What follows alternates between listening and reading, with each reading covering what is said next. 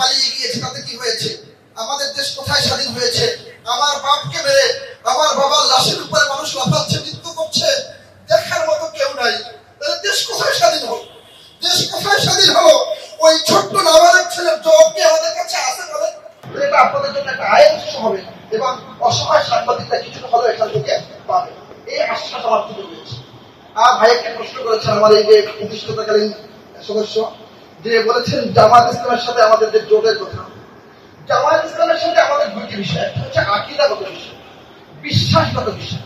সেই বিষয়ে যে প্রশ্নগুলো ছিল সেগুলো এখনো আছে, তারা যদি সেগুলো নিয়ে সামনে বাড়ে আমাদের সেই প্রশ্ন কিন্তু যায় না। হ্যাঁ, আমাদের এখন যে বিষয়টা সেটা হচ্ছে বর্তমান দেশের বৃহত্তর স্বার্থে চাঁদাবাজদের প্রতিহত করার জন্য, মামলাবাজদের প্রতিহত করার জন্য, দেশের সুশাসন নিশ্চিত করার জন্য। ভাই যদি ওই যে সোহাগের ছোট্ট ছেলেটা বলেছে যে স্বৈরাচার পালিয়ে গিয়েছে তাতে কি হয়েছে? আমাদের দেশ কোথায় স্বাধীন হয়েছে? আমার বাপকে মেরে আমার বাবার লাশের উপরে মানুষ লাফাচ্ছে, মৃত্যু করছে, দেখার মতো কেউ নাই। তাহলে দেশ কোথায় স্বাধীন হলো? দেশ কোথায় স্বাধীন হলো? ওই ছোট্ট নাবালক ছেলের জবাব কি আমাদের কাছে আছে বলেন? এই জবাব দেওয়ার জন্যই, সুন্দর পরিবেশ তৈরি করার জন্যই আমরা বৃহত্তর ঐক্য করতে চাই। যদি বিএনপিও এই ঐক্যে আসে, চাঁদাবাজ মুক্ত হবে বাংলাদেশ, এই অবৈধ হত্যা মুক্ত হবে। আজকে যেই দলটি কুন্দল করতে গিয়ে নিজেদের 250 লোক খুন হয়েছে, নিজেদের লোকের নিরাপদ না, তাদের কাছে অন্যরা কিভাবে নিরাপদ থাকতে পারে? তারাও সে আদর্শের কথা তাদের পরামর্শ বলতেছেন। যদি সে আদর্শ সত্যিকার কর্মীরা মানে, আমরা তাদের পাশে আছি। কিন্তু আমি শুধু ওই ছোট্ট নাবালক ছেলেটার উত্তরের জন্য আমরা ওই যে এখানে মোফাজ্জল নিহত হয়েছে, মন্টু দাস নিহত হয়েছে, এখনো কিন্তু বিচার হয়নি।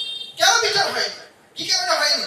এই আপনারা জানেন বরগুনাতে একটা মামলা দেওয়া হয়েছে, বিএনপির অফিস পুরানো মামলা, সেখানে আসামি করা হয়েছে ইসলামী আন্দোলন বরগুনা জেলার প্রাক্তন সেক্রেটারিকে, ইসলামী আন্দোলনের দপ্তর সম্পাদককে, ইসলামী আন্দোলনের ইউনিয়ন সভাপতিকে। অথচ আওয়ামী লীগের কারণ আমরা ওখানে বেশিরভাগ নাম আসে না, যারা বাস্তবায়িত জড়িত ছিল। তাহলে কার হিসাবে মামলাগুলো করা হচ্ছে? আবার বলা হচ্ছে যদি কিছু ব্যবস্থা করে মামলা থেকে নাম বাদ দেওয়া হয়। আমরা চাই না এগুলো হোক। আমরা এই জন্যই এই জোট, এই জন্যই আমাদের এই মন্ত্রী, আমাদের এই মন্ত্রী যদি একজন হিন্দু আসে, হিন্দু মহাজোটের এসেছিল সেক্রেটারি, তিনি বলেছিলেন ওই গোবিন্দ, যে বলেছেন যে কথা কাজে মিল পাই, পীর সাহেব জন্ম নাই। আমরা যদি হিন্দু আসে তাকে নিয়ে আমরা চোখ করতে রাজি আছি, কিন্তু বাংলাদেশ হবে চাঁদাবাজ মুক্ত, বাংলাদেশ হবে বৈষম্য মুক্ত, বাংলাদেশ হবে জুলুম মুক্ত, বাংলাদেশ হবে নির্যাতন মুক্ত। আপনারা কি বলেন? এই জন্য জোট করতে কোনো সমস্যা আছে আপনারা বলেন? যদি আপনারাও থাকেন আপনাদেরকে সাথে নিয়ে আমরা জোট করবো। এই জন্য এখন আকীদা বিষয়টা যে নাই তা না, সেটা আমরা পরে দেখবো, কিন্তু এখন আপাতত আমাদের দেশ বিনির্মাণ হয়। আপনারা দেখেছেন 5ই আগস্টে আমরা হিন্দুদের মন্দির পাহারা দিয়েছি। আপনারা দেখেছেন কেন বলেন? কেন করেছি? মন্দির পাহারা দেওয়া ইসলামে নাই। কেন করেছি? দেশের স্বার্থে করেছি, যেন দেশের বিশৃঙ্খলা তৈরি না হয়, আমাদের সংখ্যালঘু ভাইরা যেন বিপদে না পড়ে, ওনাদেরকে বাঁচানোর দায়িত্ব কিন্তু আমাদের। এই জন্য আমরা যে কাজগুলো করছি, এই কাজগুলো কিন্তু দেশের স্বার্থে, জনগণের স্বার্থে সবাইকে